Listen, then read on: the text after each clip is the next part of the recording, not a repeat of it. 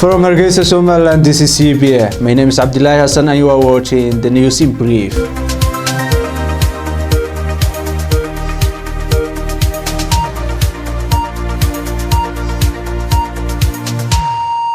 Somaliland's renowned poet Hassan alleged that he was subjected to constant intimidation and surveillance since President Musa Bihi came to office. This came 2 days after the government cancelled his poetry reading event in Bariga. In a press conference in Hargeisa today, Warsame said it was the first time he was ever stopped from reciting poems by the government. As promised yesterday, Warsame detailed how the poetry reading event was suspended. According to him, Criminal Investigation Department agencies informed the management of the venue the cancellation of the event 2 hours before it started.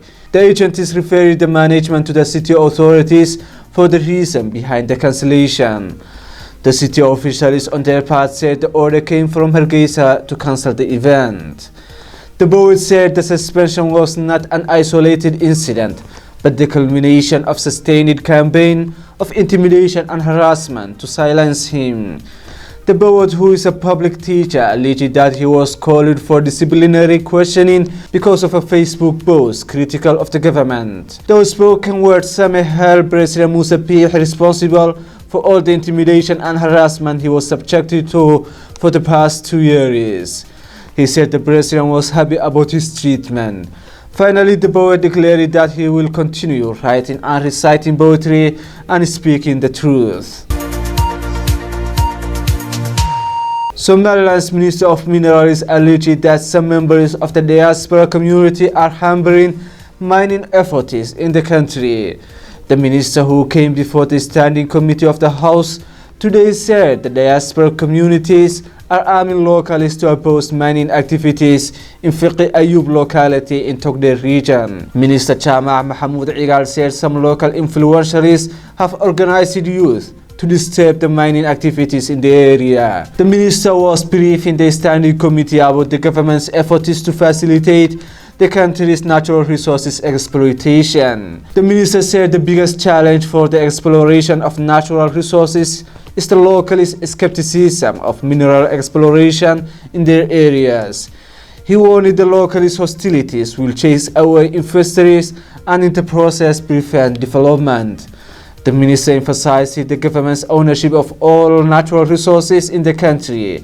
However, he said the resources will be shared fairly by the localities, the region, and the central government. The minister extolled the development that mining will bring to the areas of natural resources exploitation. Kenya security forces have been directed to intensify their operations against Al-Shabaab barely a week after a series of attacks by Al-Shabaab.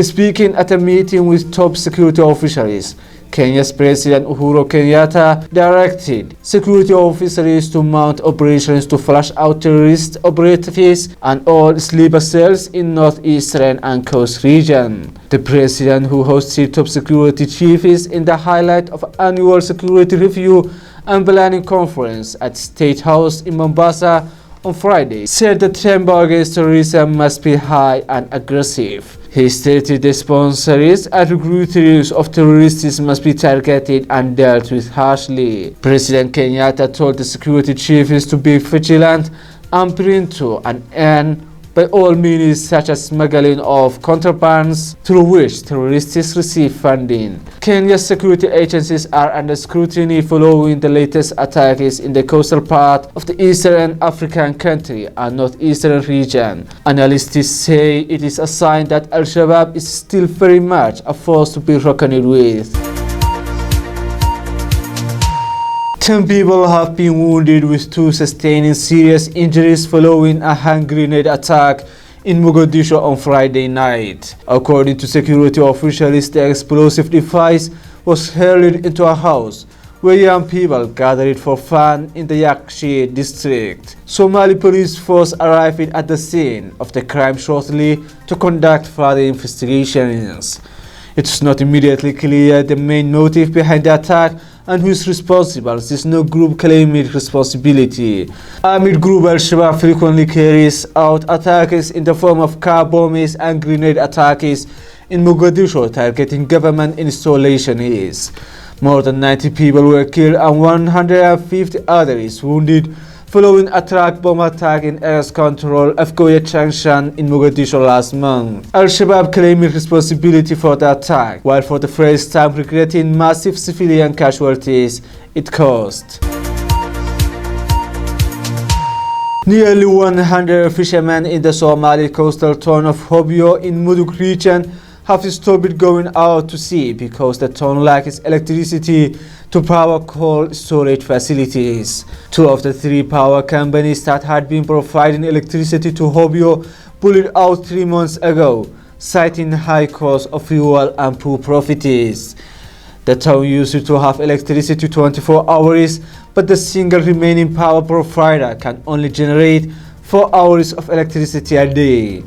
When there was power, fisheries averaged $50 profit per day, but now they rely on help from colleagues and donors to feed their families. Many cannot afford to invest in their own solar equipment to power his fridge. About 80% of the fishermen who have dropped out are young men. The local community is now worried that a large number of unemployed youth may now opt for less honorable ways like piracy to earn a living. Their only hope is that one of the large power companies serving main towns like Galkayo will come to Hobyo soon. Fishermen in Laban, Elade, Hindawo and other small fishing villages along the part of Somalia's coastline have also been affected by the loss of electricity. Fishing is a highly profitable venture throughout the world. The tuna industry alone is worth $6 billion globally. Surveys of Somali waters show that there are significant fish stocks off the coast of Somalia. These waters are in fact considered to be some of the richest fishing grounds in the region. Thank you for watching us. That was our news in brief. Stay tuned for our full and more detailed news coverage coming to you with Yonis Deko.